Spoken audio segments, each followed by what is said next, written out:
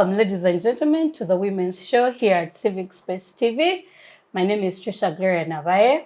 It is the 14th of February, and we sit down to talk about, the NGO space and the work that we do as women, but also to capture the women's perspective on civic space, on what we then can do in the future of making sure that our voices are heard, but also we energize ourselves as we do the work that we do as people that serve in the NGO space.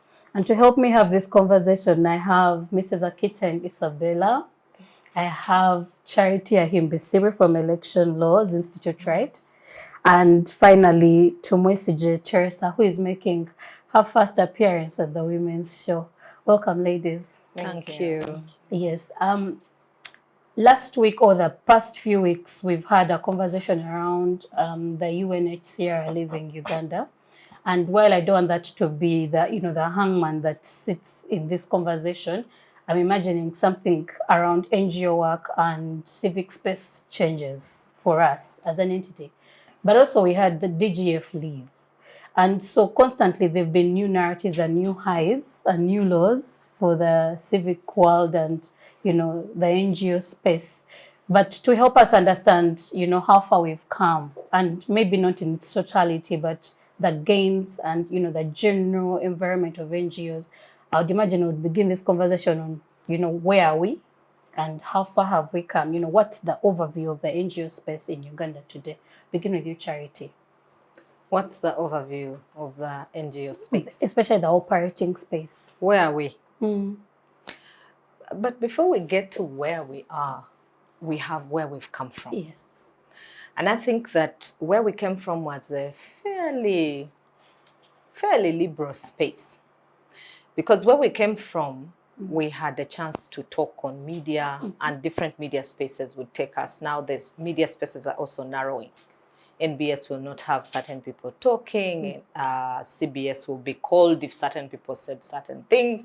The other day on Baba TV, when the journalists made a satirical statement on the censorship of Persis Namuganza, because they said, finally, we are done with corruption. Finally, Uganda's biggest problem is resolved. And those journalists were suspended. In the past, that would not happen. Sure. And those journalists were being suspended by UCC. It is a body that governs the media space. Now, when we look about civic space, what is it? What is civic? What is civic space? What is this space that we talk about?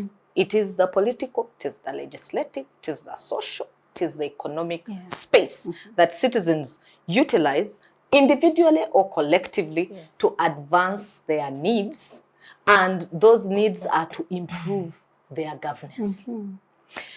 And so somebody could say, why should citizens then collect together or individually to demand good governance? Article 16 of the Constitution says a good citizen will demand for accountability from his leader. 59 says you as a citizen has a right to vote. So that the moment you start by voting, it means you're going to demand for accountability. There must be an end game. That's where we're coming from. We're coming from an environment where we believed maybe elections will work. And then Article 38 says every citizen has a right to participate in the governance of their country. So that is the civic space. The civic space is that space that the citizen uses, whether it's a woman, a man, a child.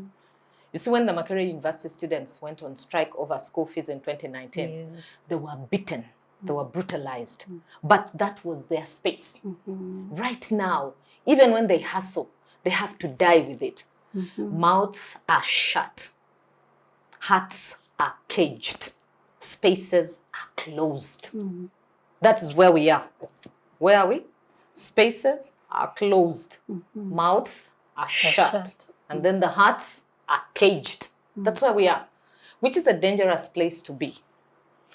Because if the legal framework, because I told you it is a political, legislative, social, and economic space that citizens can use. Now, if the legislative space has been tweaked to look like it doesn't exist, and actually it exists, we need to push back we need to get our mouth opening. You know, people are now discouraged. That's where we are.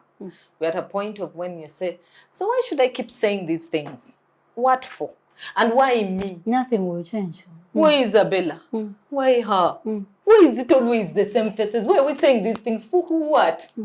And then all the time they're pinpointing, it is her, it is her, it is her. So you begin to feel like, let me let go and see if others can come into the space. But I think whoever is in the space should pull another one into the space, and we keep pulling more and more. Let us build a whole team of all of us saying these things, because the Constitution has required us to do so, but also because we'll need it. Yeah. The civic space would help us demand for better health services, for example. Yeah. It would help us demand for a better environment. Do you know there was an earthquake that has killed 4,000 people in Turkey and Syria?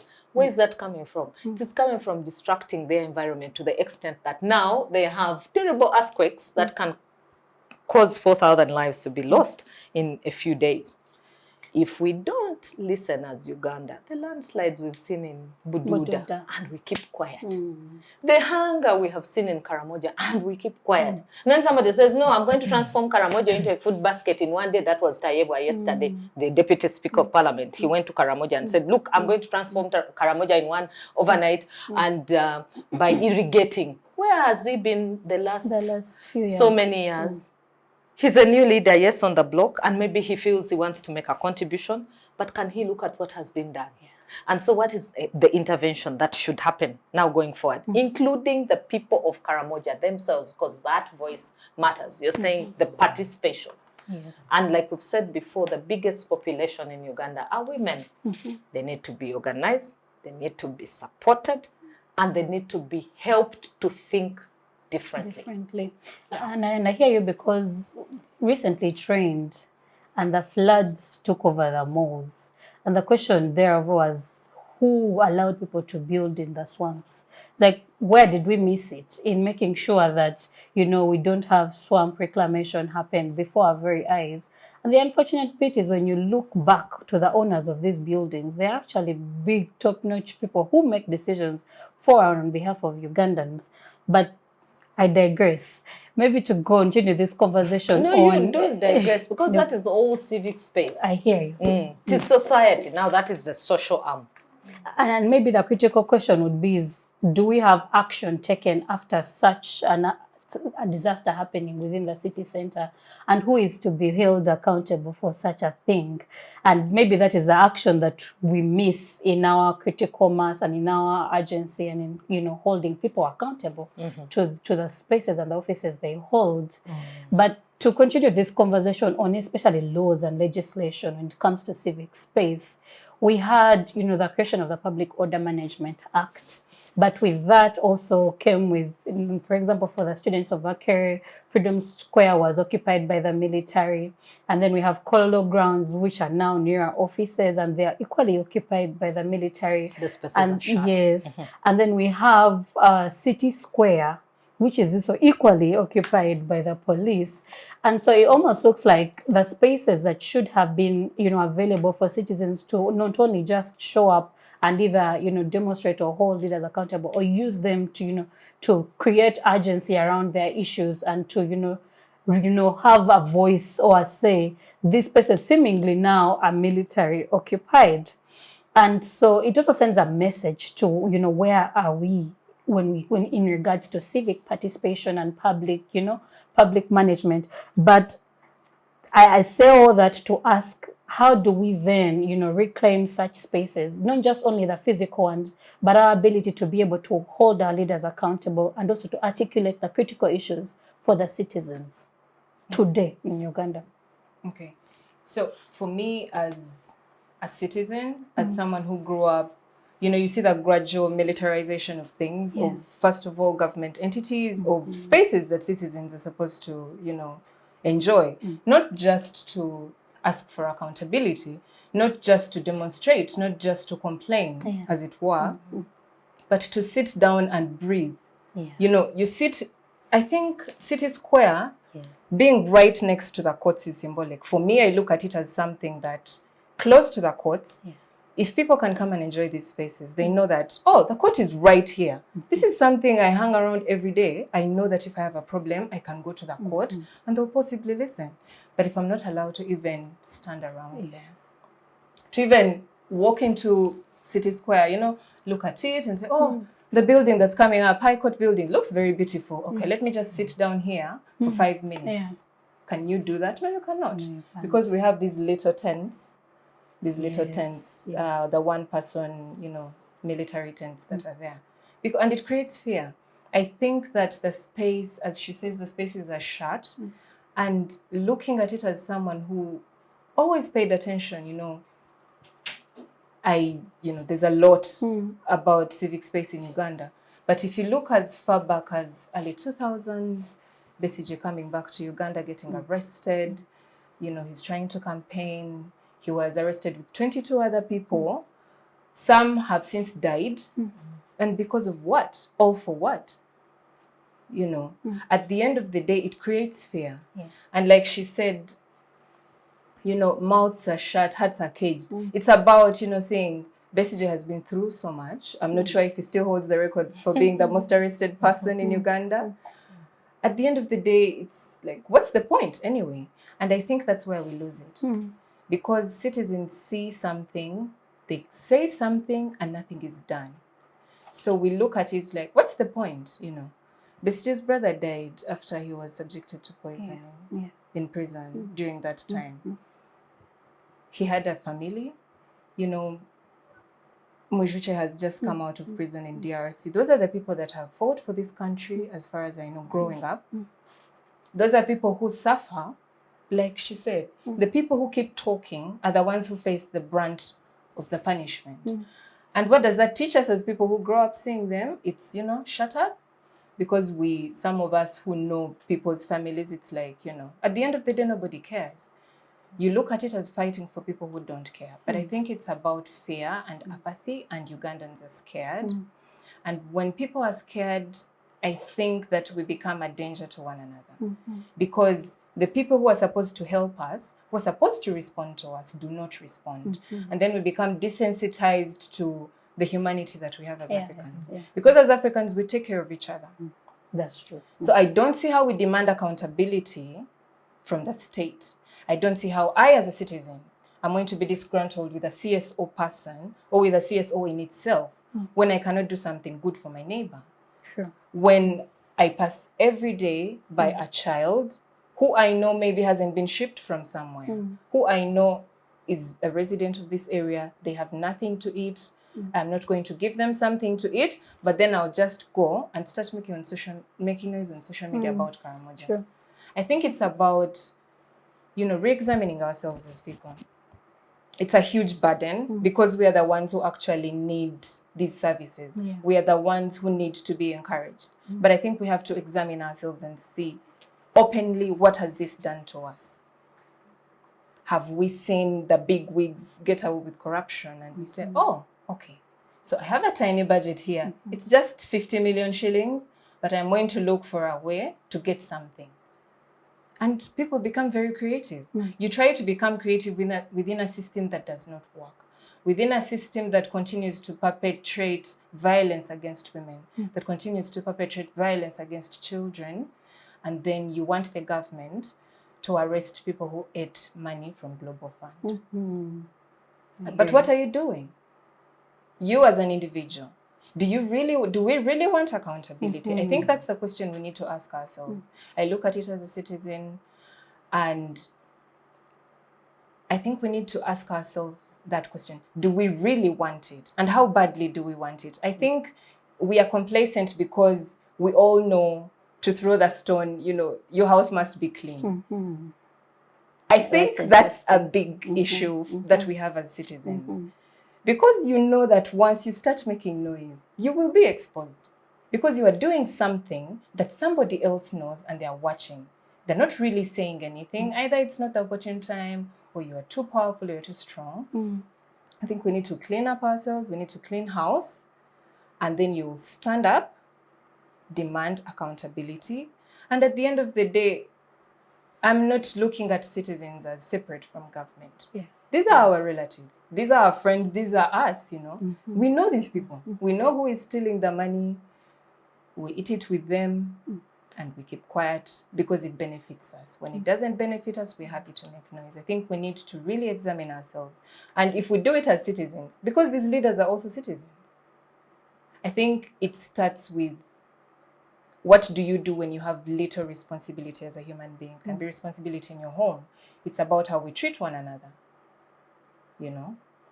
Because if you have dogs that are always fighting, not that Ugandans are dogs, but if you have dogs that are always fighting, at the end of the day, you can choose to either ignore them. Those ones are always fighting. At the end of the day, you have no leg to stand on.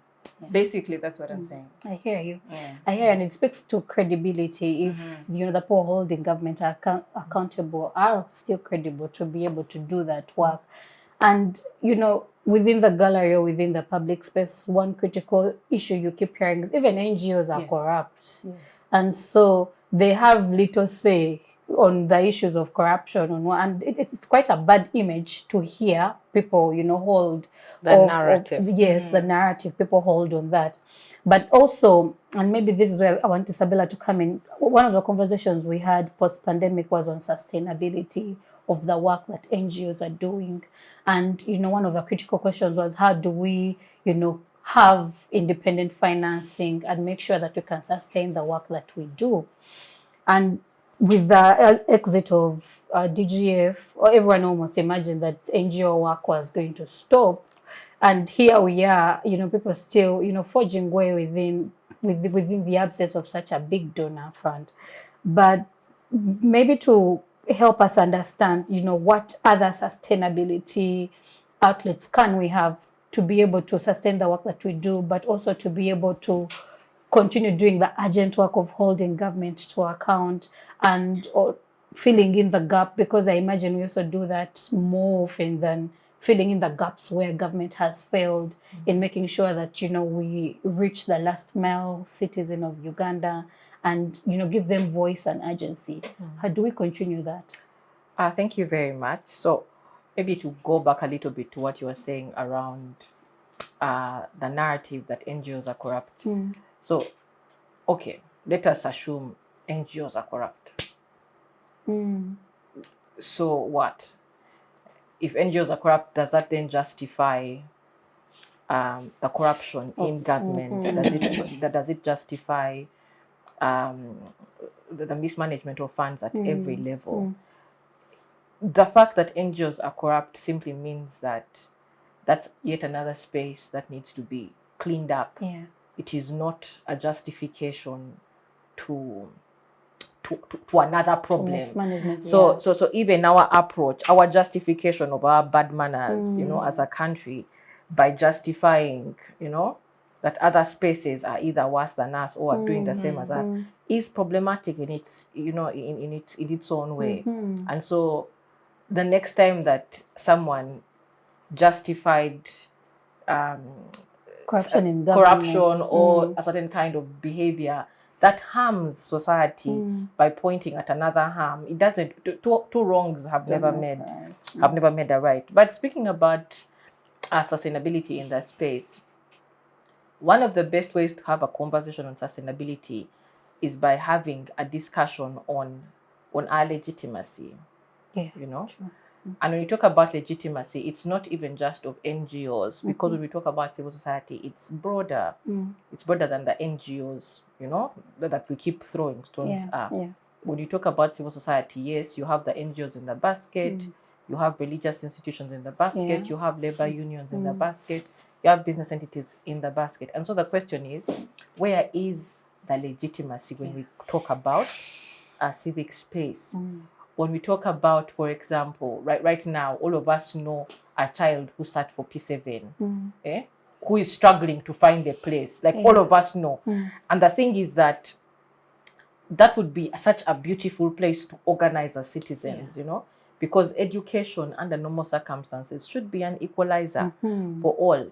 But you see, we are not even organizing as citizens and saying, can we have a pushback on the ridiculous fees that are being paid? Can we have a pushback and question if PLE even makes sense, you know? True. But can we also push back and say, is the selection process at UNEB a wastage of time? Like, why are you holding us ransom when it comes to selection of schools? Why are you holding us ransom when it comes to the release of results? They took like an entire half-day reading, I don't know what, before they released the results of the children. So when it comes to civic space, it is not just the NGOs. It's looking at spaces of that nature, you know? It's saying that if, for example, churches are part of the civic space, where is the moral authority of religious institutions when it comes to issues of corruption? Where is the moral authority when it comes to conversations around sexual immorality? You know, there's that entire thing. So sustainability is directly related to our legitimacy within the civic space, you know? And so when we begin to talk about legitimacy, then we come in, for example, now, so I think all of us here have had our stints with NGOs. When we begin to discuss legitimacy, then we begin to have conversations around whose interests are we serving when we do work, when we open our doors between Monday and Friday. Are we serving the interests of our legitimate constituency, or are we serving the interests of who oils the wheels in our institutions? And you see, part of the problem, part of the reason we are having challenges with the sustainable conversation is because we don't have organic following. You know, and because you don't have an organic following, then you cannot rely on your constituency to support you. And yet traditionally, we know that some of the most sustainable efforts have been sustained by organic, you know, giving. Where that, because the society, the people that we serve really don't care whether we sit in Kololo or in Ntinda or in Muyenga. Like, their problems really are beyond our location. But the donor is interested in your location. So when it comes to issues of sustainability, the people we serve would be very happy if we went and we sat and did our programming at the council halls in the sub-county. But the donor would probably never hear about that. You know, he'd never want to have a conversation about that. So we are spending money on unsustainable ventures like rent, you know, and overhead costs, which at the end of the day question our existence, but also question the work that we do and how far we can take it. But also, you talk about, for example, holding government to account. In your part of your question was around holding government to account. It still comes back to the question of legitimacy. Okay, so even for institutions that are doing work around governance, okay, we can only hold government to account to the extent that our constituency is our safety and is our safety net, you know. We have had this conversation so many times that if someone came and carried the 4 of us here, who would come and collect us from police? Like, who would even know we are missing? Civil society only. You know? Who would be concerned that next week there'll be no women's show? You know, because the host was taken on Valentine's Day. So at the end of the day, the issue of sustainability, the issue of holding government to account, even government, you know, if I was government, I would be shaken to the extent that you have a strong support system. If you come and you're talking like this, and then I shake like this, and nothing comes out of the bush, like, really, why should I lose sleep over you? Like, there's really no reason to lose sleep. No one is going to come. If the government put you into a draw, they'll say, oh, Bambi, and they'll move on with their lives. Immediately. So if we are talking about the sustainability of the space, we need to go back to the basics of legitimacy, of organic organizing, that it is okay. It is okay if you say that the people who believe in my cause are 10, and you know that they are yours, they are your 10, than writing reports on monitoring and evaluation and saying we reached 10,000 people. You know, of those 10,000, not even one knows your full name. I hear you. Over to you. Thank you for diving into that conversation. And I'm going to throw you in the deep end, Charity, because you were there when Citizens Coalition for Electoral Democracy had this vibrant citizens coalition, and it was one to boast about.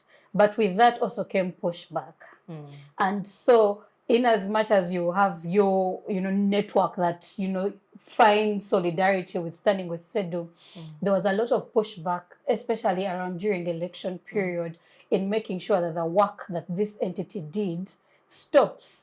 And because the coalition was so solid, and I remember for a very long time when we did election, monitoring, it was the citizens at the core of making sure that they observe, they coordinate, and make this thing work. And so SEDU was just a secretariat in any case. So in such as an instance, how do you not just build confidence, but then build back to such a pushback? Because then this network that suddenly looked solid has been dissolved and is either struggling or, is now obsolete in the face of such a government that we serve in. Isabella is raising a significant question, and I don't only want to focus on SEDU because I also know that very many other NGOs closed, like Hurinet. Yes. Hurinet was a big name here about human rights network. Yes. And now it went with the wind. It was a big network of civil society organizations. Yes, so those big networks were targeted, and it was a mission which was achieved. But Isabella said that the significant question there would have been, who was there when these organizations were sinking? People seem to say, okay, you're on your own. At that point when they were most needed, even the membership just kept saying, so what do we do? What exactly do we do? We say, write about it in newspapers, say you want your space, say this is our platform, talk about it, put it on social media, tell your neighbors, call meetings, make an issue out of it, let people know that this is your space. They never did it. The members kept saying, now for me, I call a meeting and then police is at my door. Now back to Isabella's story. Today is Valentine's Day and you've gone missing. So the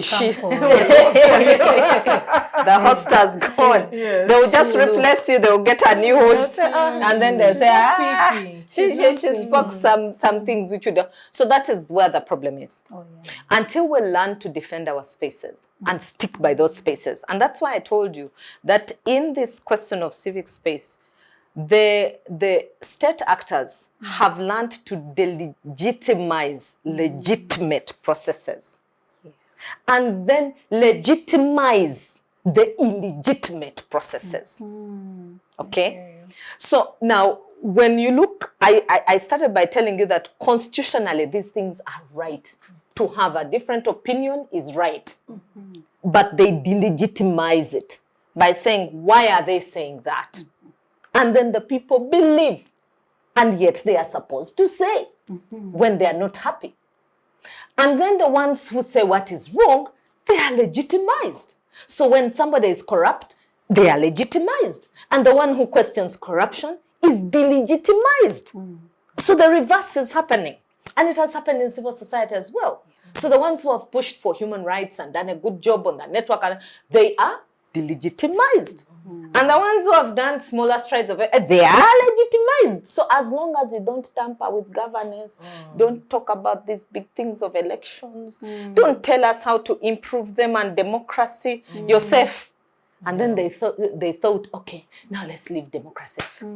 Let's leave human rights. Let's leave governance. Let's leave, let us go to water.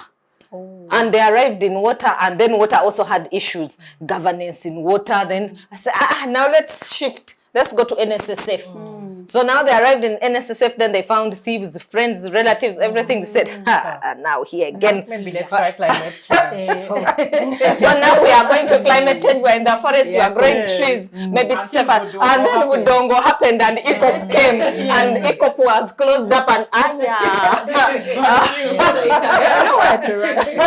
exactly. And so everybody has become delegitimized somehow like that. And then we don't see that actually we are locking ourselves, we are caging ourselves more and more, and the chains are becoming firmer. And the people who are creating those narratives continue to create them, and we help to facilitate them. That's true.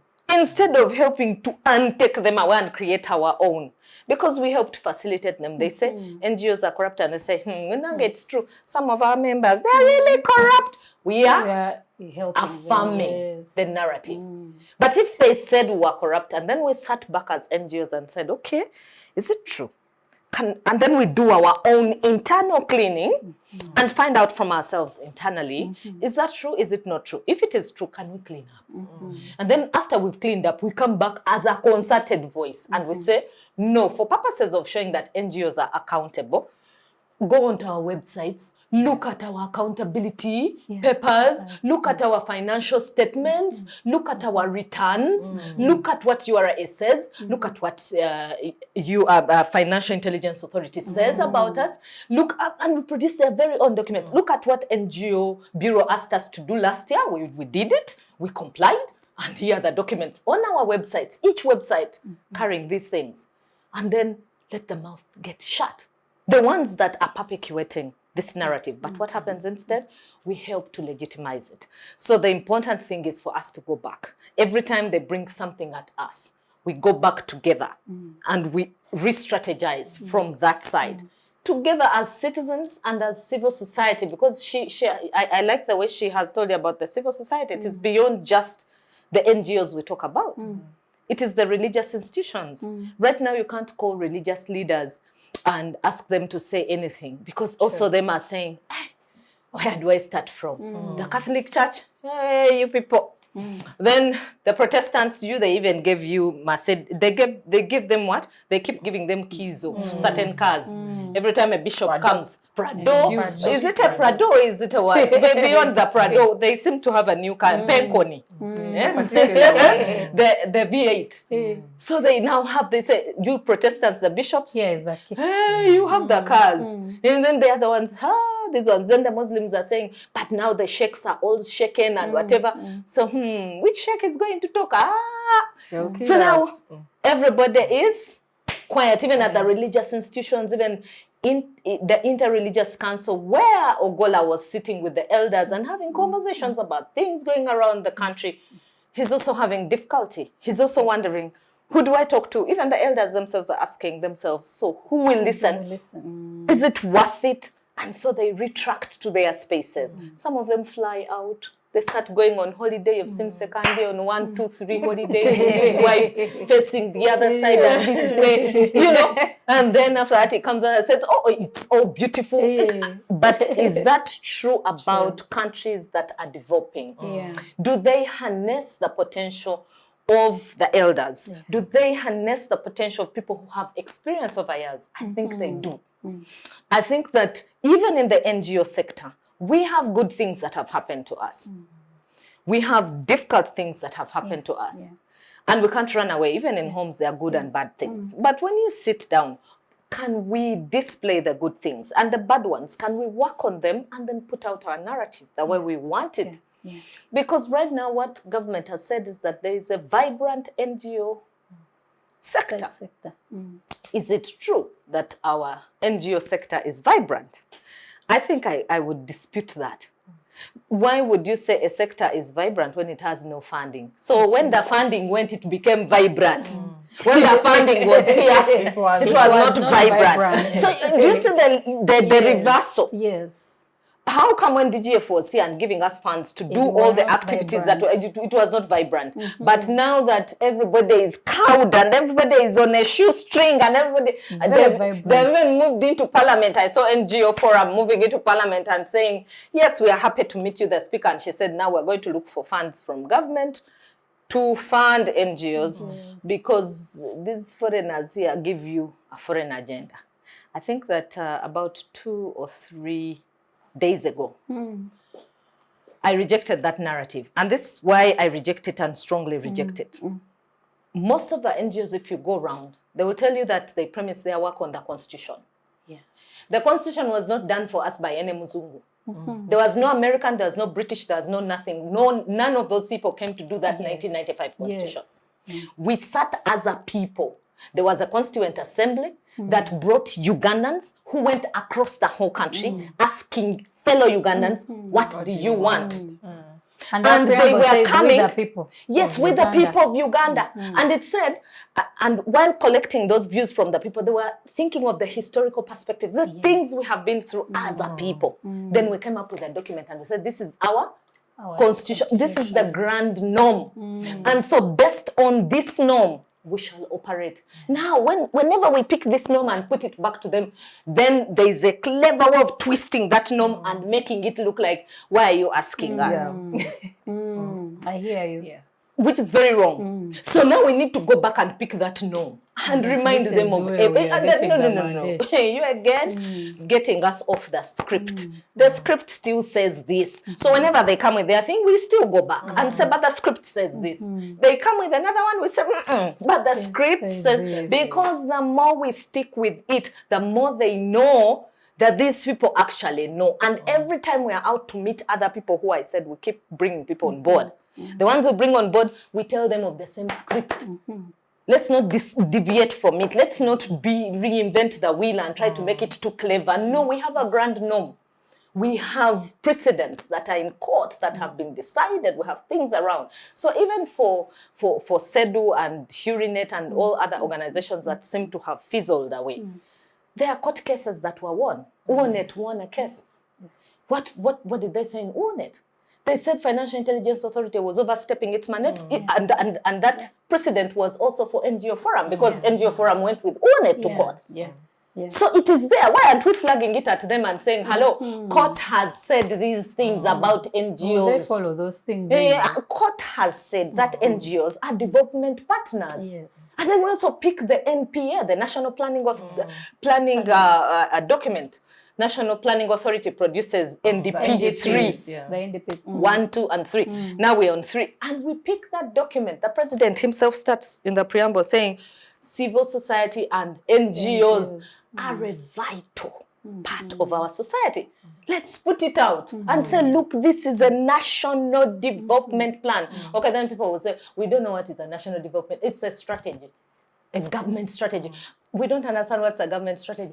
It is a document that guides people. Development of this country. So that they stop thinking, you people fell from abstract. Why are you talking these things? Why do you always have to say these things? Why do you stick to what? To something, and then you seem like you don't want to give up. We don't want to give up because we want a good country. And that if we don't, it will come home to all of us.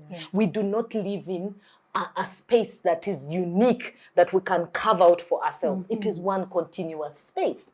She talked of education, and I agree, it is a continuous space. How about those thousands that have failed, the 97,000 who failed PLE? Where are they? Where are they going? Their parents are also asking themselves this fundamental question. They're saying, I put my child there. And then their parents, of course, who have also turned guns on their children, and they're saying, you're daft.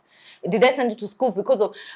And they can't put the context of COVID-19 and the issues that happened and the breaking of school and how the children suffered.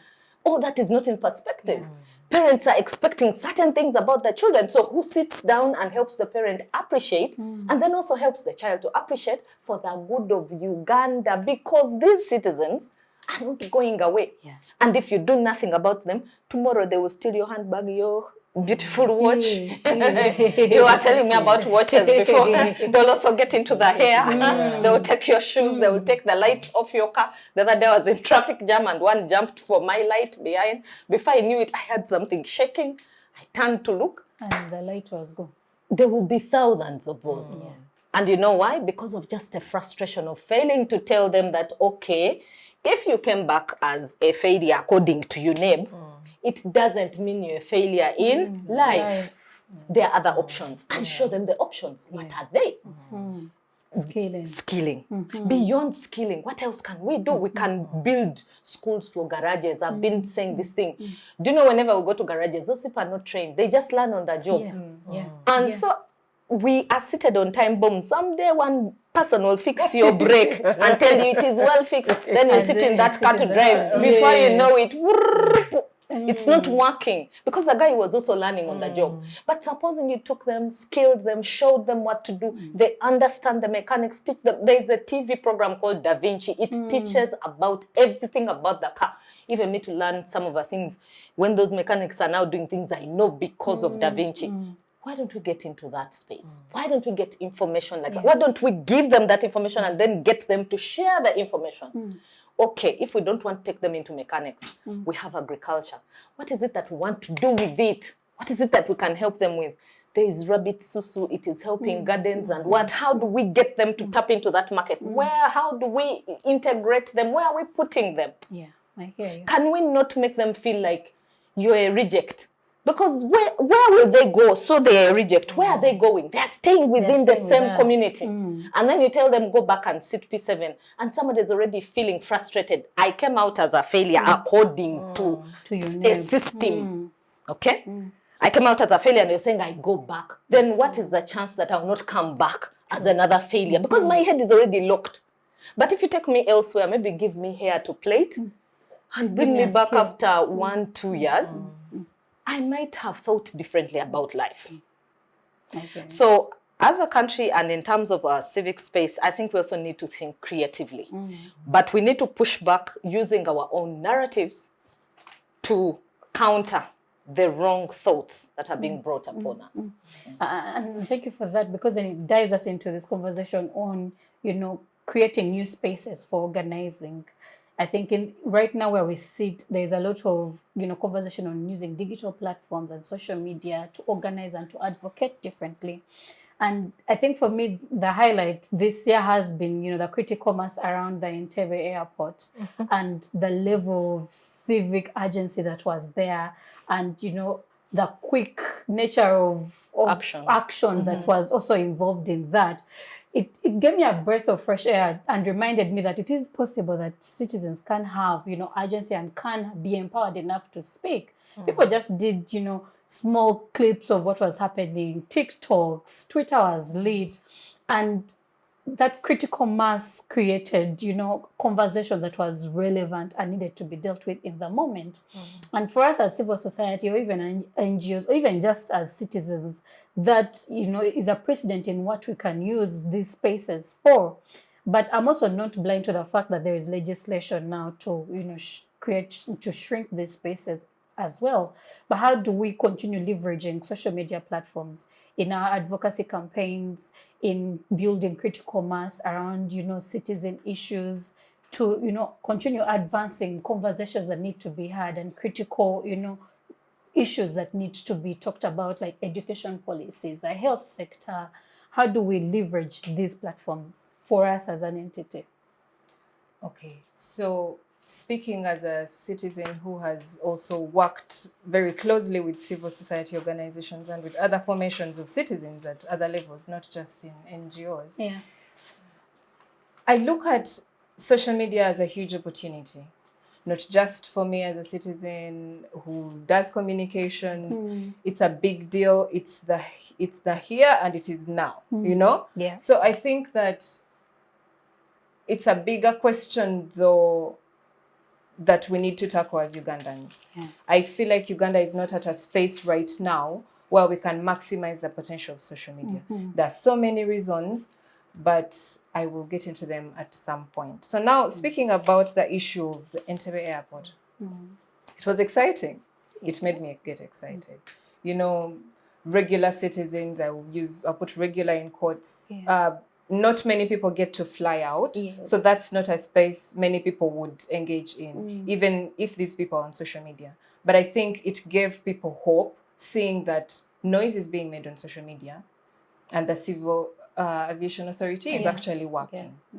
Yeah. Of course, we saw them put up notices and say, no phones allowed. So it's okay, you have rewarded us for using social media. It has worked for us, but hey, don't get too creative. Let's take this tool away from you.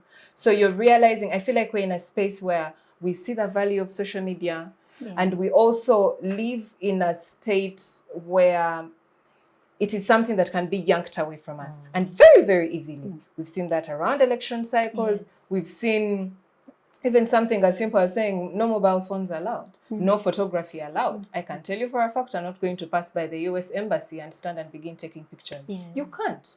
There's a notice telling you don't. I may not know the consequences, but you will face them. Yes. You're not going to try and find out. And now this goes back to the fear that I was saying.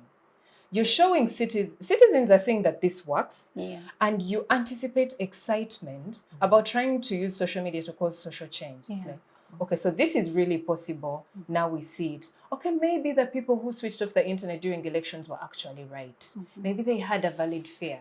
So let's try to take this tool away from the people and see what happens. Of course, that is going to, you're going to lie to people that you fixed the issue.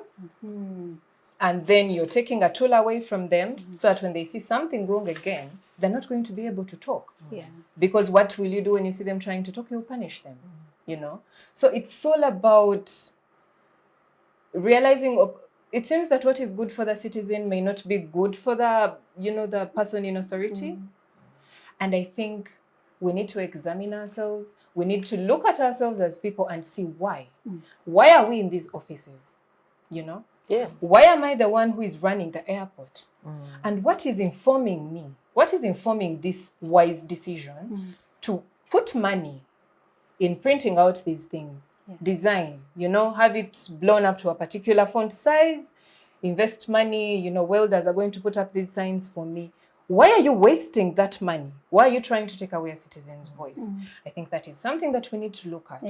And I think that social media, while being beautiful, it is dangerous for us, but in terms of citizens organizing, it is a critical tool. It is incredible. I think that we need to look at the tax that is levied on internet. I think we need to look at the price of internet in Uganda. I think we need to look at the price of devices. We need to look at, you know, reach in terms of electricity. We need to look at people who can't access electricity. Do they have, you know, solar, for example? What do we give to people to empower them to be able to use these technologies that are around? You know, but do we even want that? I think we need to ask ourselves, the people that Ugandans are trying to talk to, do they want to hear? Or are they taking every opportunity to snatch the voice away from people? I think we need to look at that and we need to ask ourselves why, and then address the why. At the end of the day, when I see someone complaining on social media, you know, I went to maybe Parliament, I was treated badly by a public servant, I went to NSSF, my mother has been trekking up and down, she hasn't got her pension. Why? People are being frustrated by people themselves.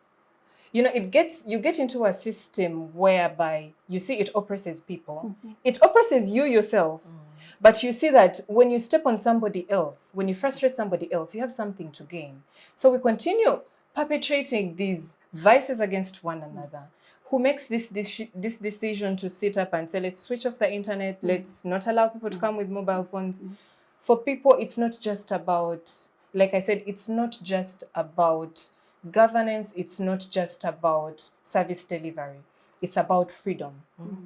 It's about, can I go to the airport for the first time in my life? I'm boarding a plane for the first time in my life. And document it. My grandmother has come from Tungamo to escort me to the airport. Will I take a picture with her at the airport? It's those simple little things that give somebody the ability to know that even this simple thing I can do. When you take the ability away from people to do the simple things, social media seems simple, maybe because we are privileged, but why is it difficult for other people? And what are all these other issues that we need to address? We need to address, are we allowing a monopoly in terms of internet service providers? Are we allowing Ugandans to be exploited in terms of prices? Are we allowing Ugandans to be exploited by the government in levying these heavy taxes? We know very well that government entities, as you know, that we had a space the other week, last week, with the African Institute for Investigative Journalism, revealing that government entities themselves don't pay tax. And what taxes are these? Simple taxes. Simple taxes like pay as you earn. That is deducted when money is being sent to a staff member. It should go straight to URA. It doesn't. Judicial Service Commission was implicated. Imagine, these are the people that are handing out sentences for people who are either dodging, you know, tax evasion and things like that. You're shamelessly handing out a sentence to somebody for evading taxes. For a thing you equally evade. And yet, your pay wasn't dispersed to URA. What are you showing people? Do you care about them or are you milking them dry? What is the purpose of this 12%? What is it going to do that there's trillions of money that are not being paid? This is solid money that could do something serious. Already the coverage of social media in Uganda is very limited for so many reasons, but you're adding just one more obstacle in the face of an ordinary Ugandan.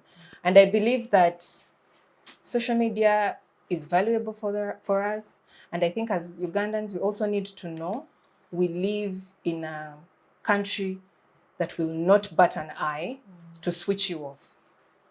They will not bat an eye.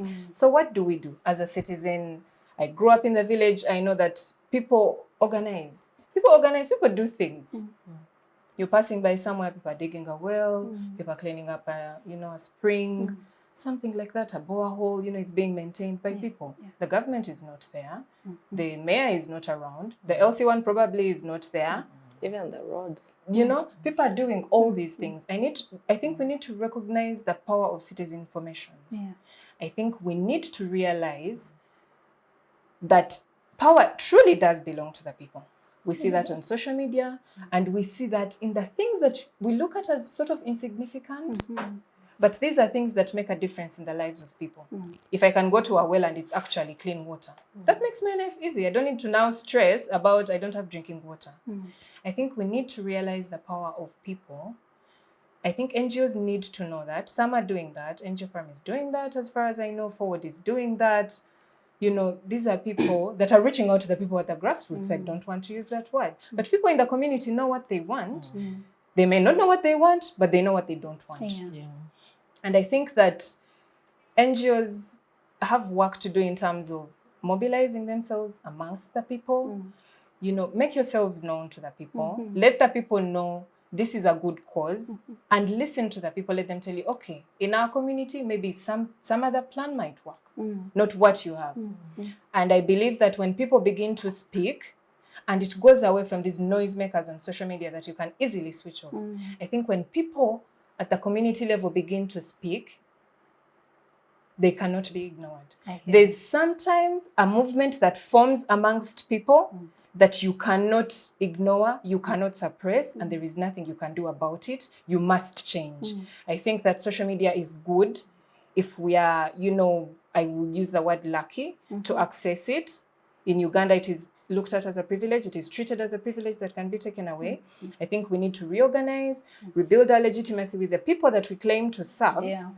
And then when they speak, they will be heard.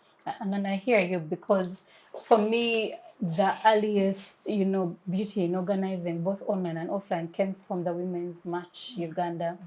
It had presence online. I mean, there was talk on Facebook, there was talk on Twitter. The hashtag moved for a while, and the cause was also good. But the realization that it could also happen offline, like this organization didn't end online, but also went into bringing together women in their diversity, women in foreign missions, women from the market, women. So women in their diversity showed up for this campaign. And the question was, we need police accountability for the, unaccountable deaths of women in this country. But fast forward, a lot of the conversation we've been now having today is, can we still collectively organize? Because it looks like a lot of us are, organizing in silos. Women are pushing, but it almost feels like there is so much effort, yet no collective pool of these efforts. How do we, push for collaborations, but also for collective action, so that we have at least one voice, or, I don't want to call it a big bang, but, bigger impact on the causes that we are pushing for within the movement, within the women's movement, but also within the civic space. Yes, sir.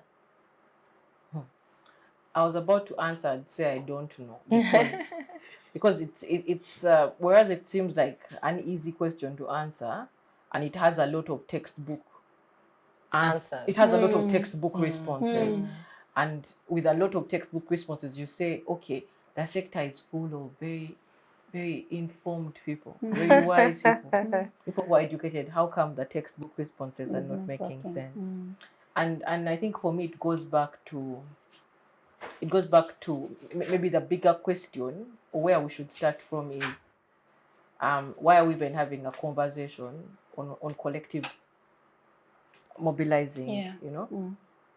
To have a discussion on collective mobilizing is to make an assumption that there are cracks within the collective, and if we are to go and ask why the cracks are, again, I think the average NGO and the average civil society space has attempted to answer the question on why there are cracks.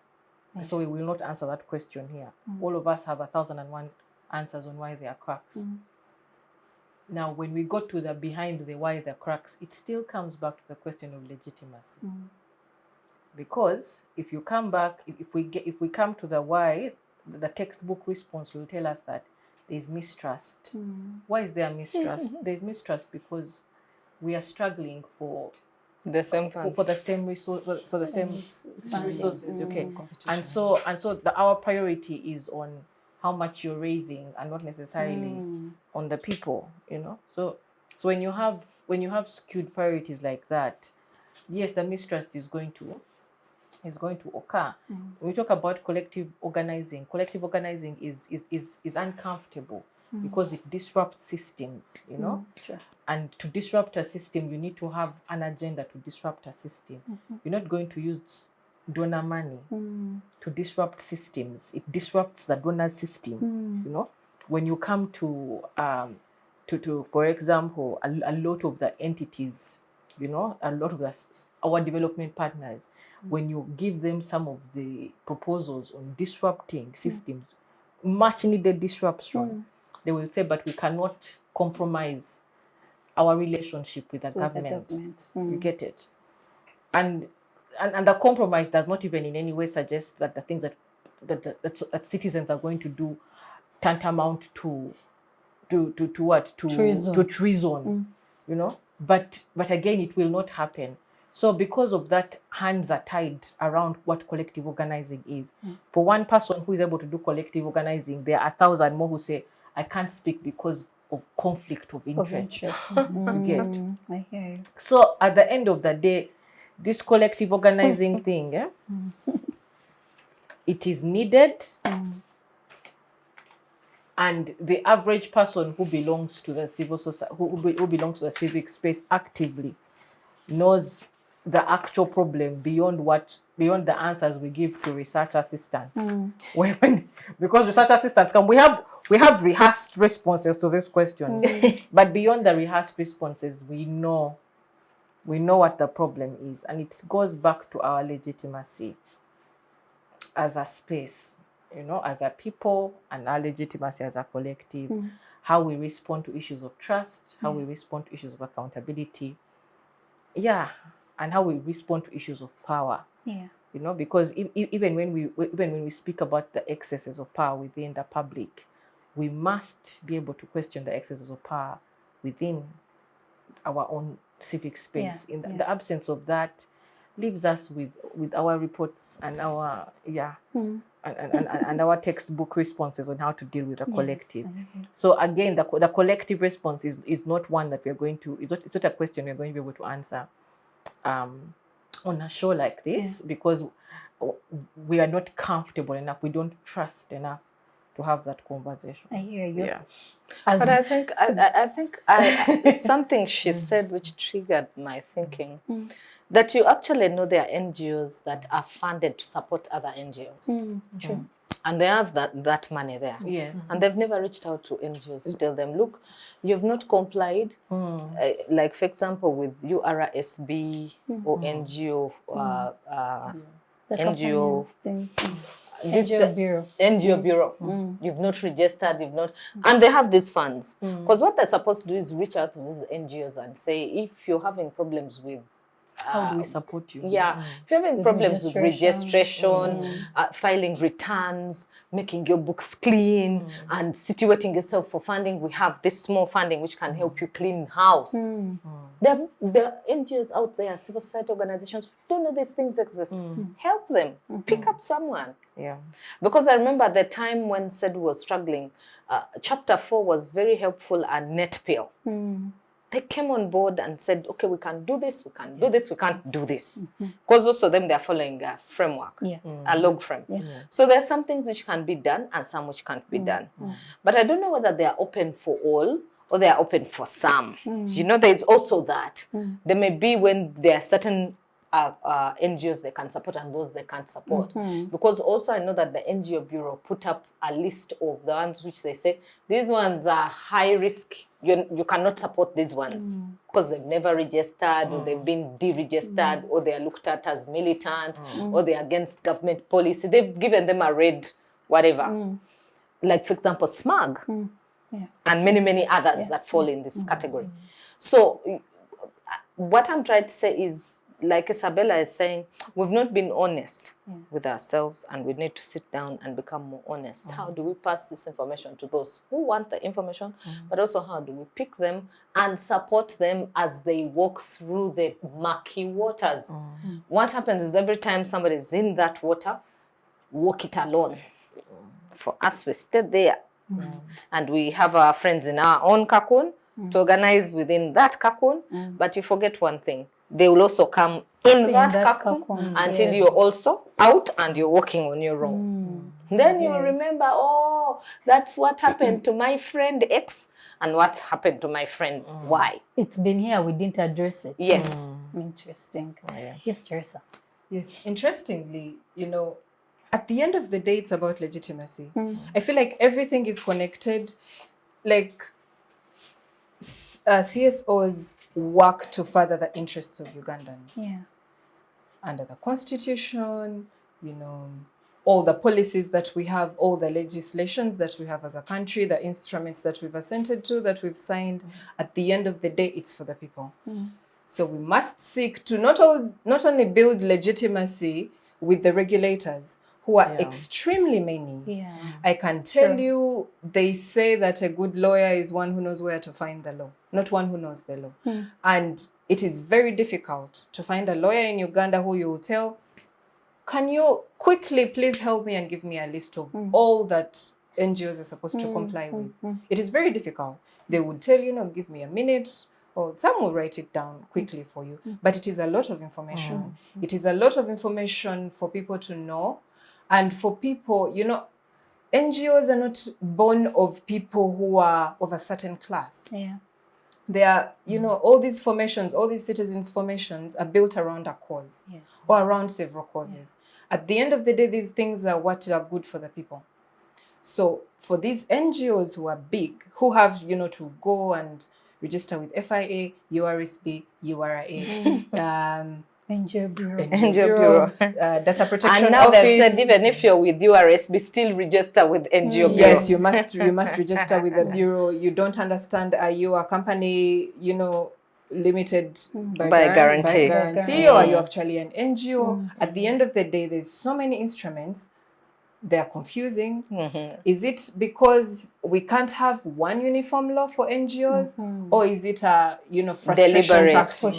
At the end of the day, we need to ask ourselves, what is good for people? Is it what is good for these people that are making the laws? Do we have conflicting interests? And I think that's where we lose our way. That's where we go wrong. But in terms of building legitimacy, I will say, as a lawyer and someone without fear of contradiction, it is almost impossible for an NGO, for example, that is in Uganda district to comply fully with the legal environment. It is completely, almost impossible, you know? But people know what they want. They know what they're doing. They know what change they're trying to cause. At the end of the day, I think that legitimacy goes again down to the people. Because when they close you down, for good reason, maybe you've never registered, maybe you haven't filed returns in 10 years, you know, come on, right? It seems something that is so obvious. But if you've been doing the work with the people know you, you know how things are supposed to continue, not that when you're closed, the work that you've been doing ends, which is what we usually see, which brings us back to the question of sustainability of the sector.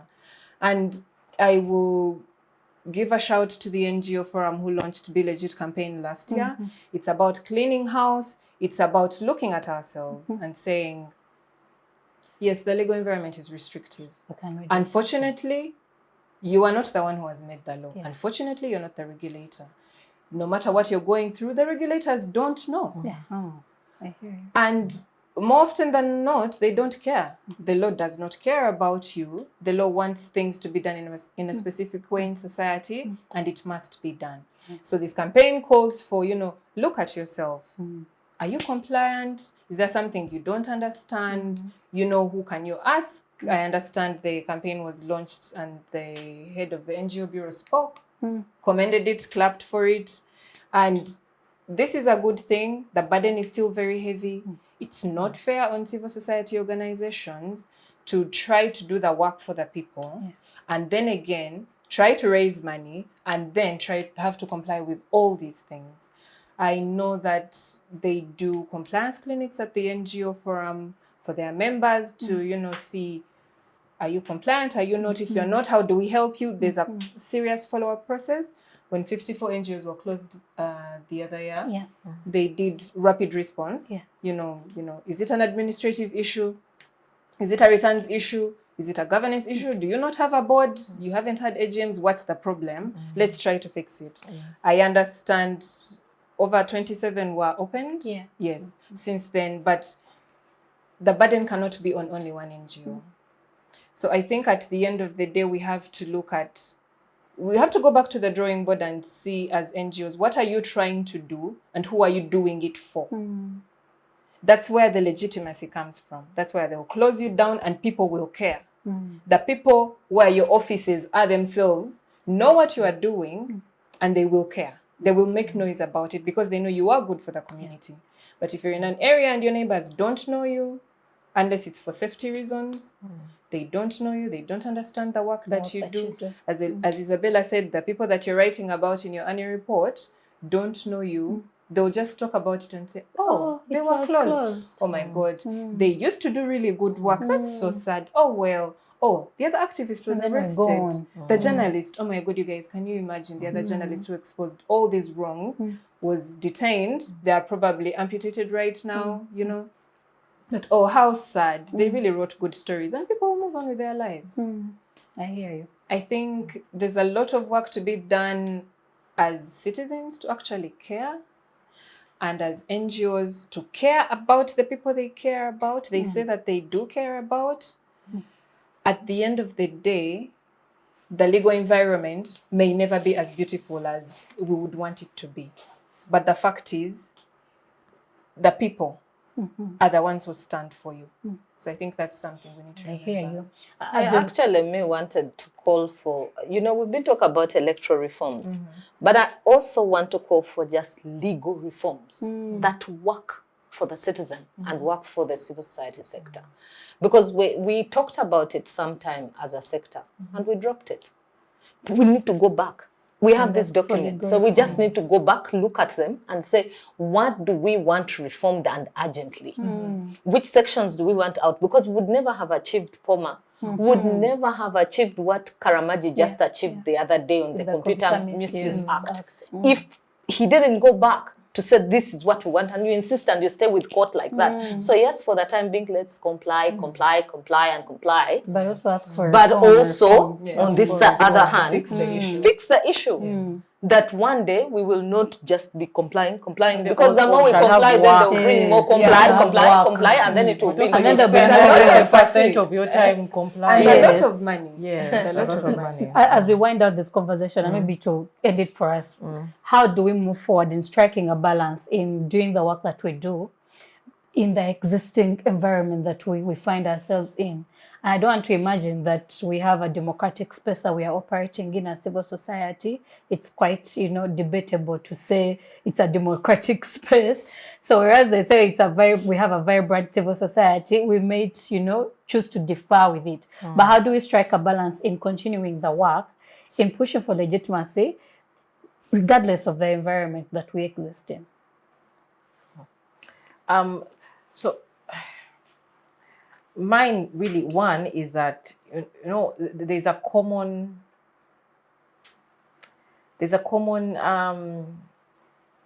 should I say feeling?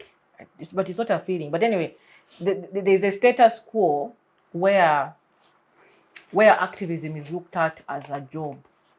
True. And I think that's one of the problems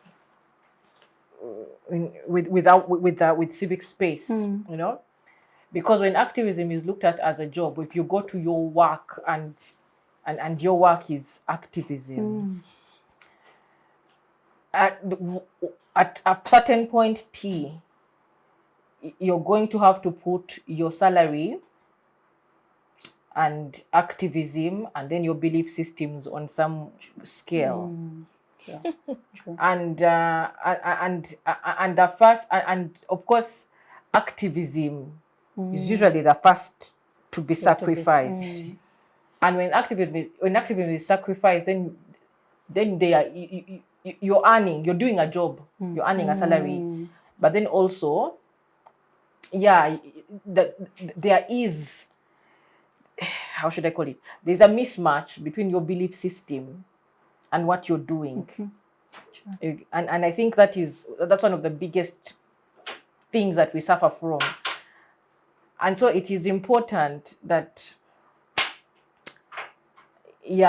that we look for jobs. It's important that we are looking for money which sustains our activism. Activism cannot shouldn't be what sustains us. We should be having something else that sustains our activism. And so that's the first one. The second one is on Thursday is the 16th of Feb, Janan Luwum Day.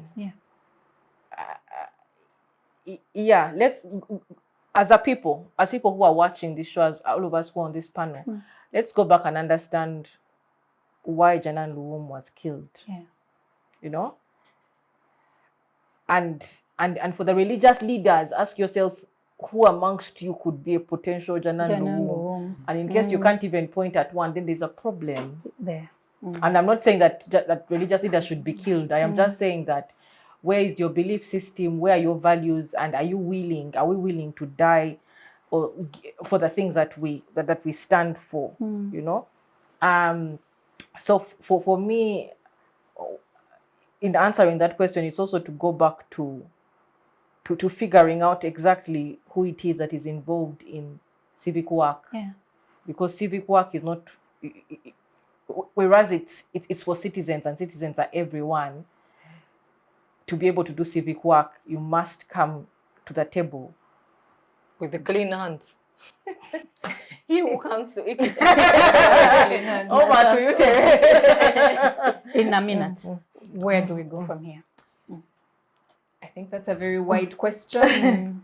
And it is not a simple question because it has several answers. I believe there's no one approach that's going to deliver the Uganda that we want.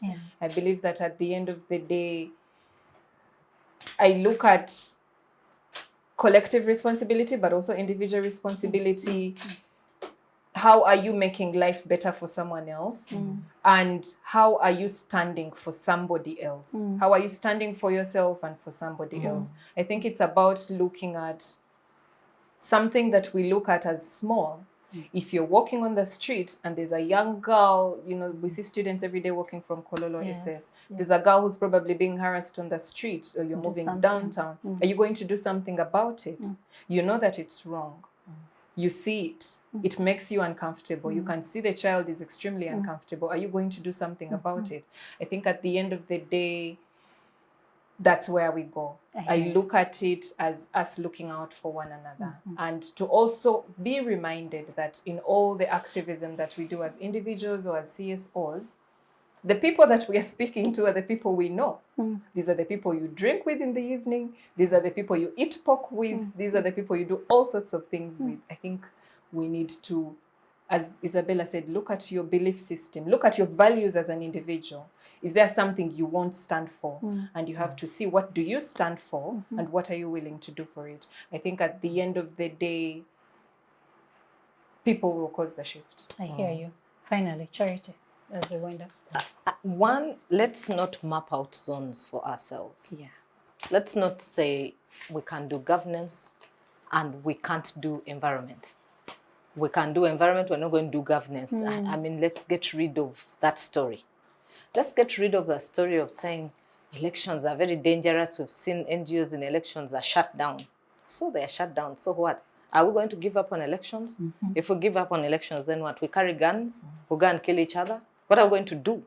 So if we don't have an answer to that, what are we going to do? And the Constitution is still providing for elections, support the ones that are doing election work, join them. The more voices, the better. The more, the merrier. It cannot be that it's just one. Yes, they can guide, they can support, but be there. Now, I also conclude by saying that let's not tire doing good. Let's not tire saying the things we say. We say them from a good place. We say them for the good of this country, for the good of ourselves, because we don't live in an abyss. But we also say them to improve our society. I started by saying it is to make Uganda the country we want to live in and we are proud to be in. Not to leave Uganda to cause us to remain complaining. And then we go, we are quiet, but inside we are saying, corruption is killing us. In hospitals we are dying. Every Ugandan, it is your duty. It is in Article 16 on citizenship. Come out, speak. It's not just Isabella, it's not my sister here, it's not me, it's not Gloria. It is all of us. And thank you very much, ladies, for joining me in this conversation. It's a conversation that every other time you remind yourself of what the mandate of a citizen is outside the bracket of just speaking for organizations and NGOs. But to you, the citizen, as we celebrate the Janan Luwum Day, the times we live in may not be exactly what caused Janan to speak, but they were not so different. And so I beg that we continue to use our voices and our urgency to advocate for our rights, but also to push for a better Uganda. The Uganda you and me want lies in your hands and in your voice. Thank you for joining us. Bye.